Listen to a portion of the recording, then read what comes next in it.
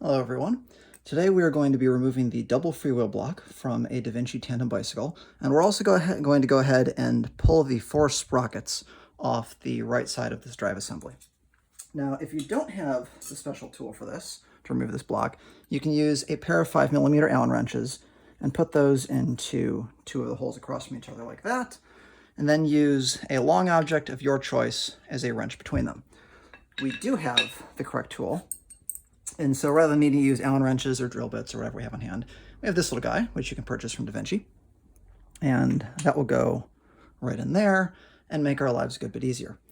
In addition, we are also going to be using one large crescent wrench. And you could do it with a shorter crescent wrench, but it makes it a little bit easier. And one standard chain whip. Right now the bike is suspended on a 2-sided kickstand. You can't see it, but there's another leg back there. You could do this in a work stand. You could do it directly on the ground with somebody helping you keep the bike upright. I happen to find that it's nice having it on the ground so that you can really lean into these tools a little bit.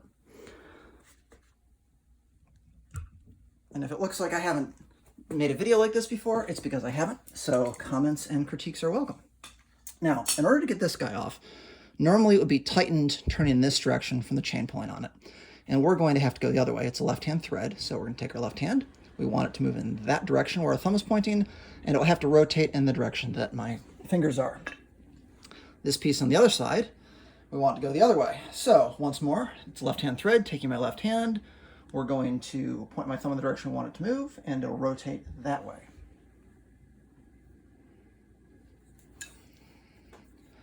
So, handy crescent wrench first.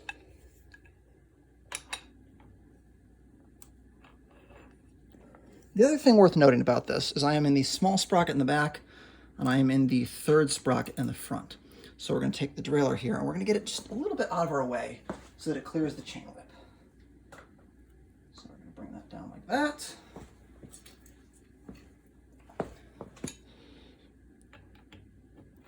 Crescent wrench back on there.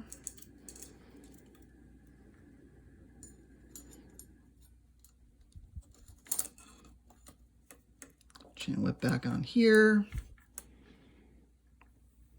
Except the chain whip is backwards.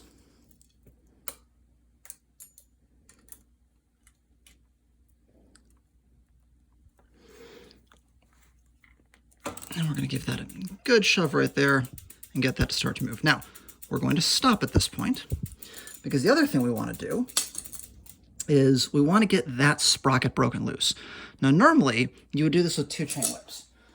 But we don't have 2 chain whips, so we only have 1. And so the first thing we're going to do is get this chain back up out of the way here. The derailleur back up there. And while this thing's all nicely held together, we're going to try to spin this off. Now, this one, once more, your chain would be pointed that way, so we want to pull it this way. Take our chain whip like this. Thread it through there. And place it like so. Now this one can be particularly snug, and normally you'd have a second chain whip on these sprockets up here, but we don't have that available to us, so we're going to use the actual chain, and we're just going to hold the rear brake firmly. Now, you could have a helper do this, you could do it yourself. I happen to be able to reach, and I've got a drum brake that I can give myself an extra little bit of support with. This sprocket is sometimes on there really, really tightly. And so you may end up needing to put this a little bit lower, somewhere like right here. And then you can help yourself out a little bit by holding that down by hand and putting your foot and sort of standing on it and giving it a little bit of help. So that may take a lot to get it broken free. But once we've got that loose, we're going to push that down and we're going to unthread that sprocket. Don't be surprised if it takes a good bit more pushing than what I showed just now. So, now that this guy is loose and hand tight, we're going to bring this out the rest of the way. So, tool goes back in, we're just going to hang on to this, and you can use a rag if you need to help. And we're just going to spin that out, and you can see that that spins out and moves itself outwards to the left as it goes. And at some point, we're going to give that a little bit of a shove, and we could also spin this side to get it out.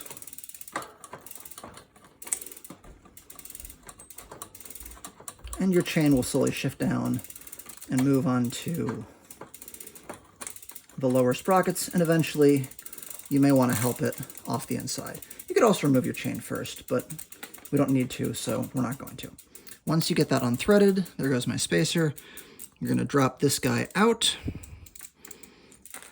and we'll just put it out of the way.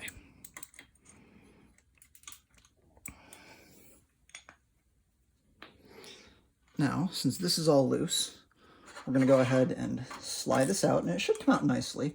This is a good time to check the condition of your bearings here, make sure they feel smooth. There is a procedure for removing those on the Da Vinci webpage as well. But we said we were going to get this guy apart, and if you had it now, you'd need 2 chain whips. But because this is already spun loose, we can unthread this.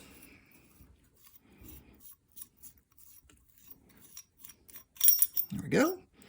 And in this case, you would then proceed to work these guys off and remove the spacers and the sprockets until they're all off. Put a fresh set back on, maybe clean them up a little bit. The other thing worth noting on this is that there is one spline right here, you can see it. This one is skinnier than all of the others, and this depression is wider than all of the others. And on the sprockets, there's also one that is a little bit different. And so when you put this back on, if you try to put it on at any arbitrary location, it won't necessarily fit on nicely. But if you get it lined up correctly, where the wider tooth right here, which in this case also has an arrow on it, is lined up with the wider valley right here, then that will drop right on nicely. And so we're going to take this sprocket, and we're also going to spin this back on. Now, when you put this back on, you may be tempted, if it's not going nicely, to spin it with a tool. Don't do that. Make sure that you get it 95% of the way on, like this, because that will make sure that you don't cross-thread it. You won't cross-thread it by hand. You might cross-thread it with a tool. It should go on properly by hand, and if it doesn't, you're doing something wrong. So, I'm going to get this guy reasonably cleaned off if we haven't. Bring the sprocket back forwards. And another benefit of being in the lowest gear in the back is it gives you a little more chain slack right here. So we're going to hold that around it. I'm going to start to put this back in. There's a spacer on the inside of this that if it doesn't want to start, you'll want to make sure that's lined up. And you'll notice that I haven't used any tools to tighten this sprocket yet. So we're going to stop this guy where it's right about flush with that. In my case, I have an extra little spacer that you don't have. And then we're going to take our double freewheel block with this side facing inward, this side facing outward, and we're going to start to thread it back on. Now, if you do this correctly, you won't have to remove your chains or retension your bottom bracket. And so we're going to put the chain on the innermost one first. Due to the independent coasting system, you do not have to time or index these the way you would on a normal bike if you were putting indexing rings back on. We're going to kind of carefully fit that around on the outside there, line this up, and we're just going to start to spin this back on once more by hand. So you see we're a little bit crooked there. I'm going to bring it back over, and if you do it right, it should just start to go in there nicely by hand.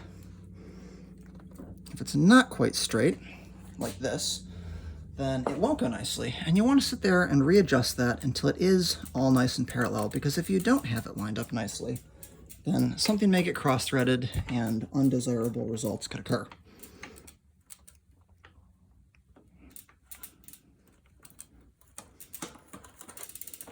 So push that back out, try to hold it square. There we go. And now it's going in nicely. You could do this with a tool. You can do it by hand. It'll go in nicely most of the way.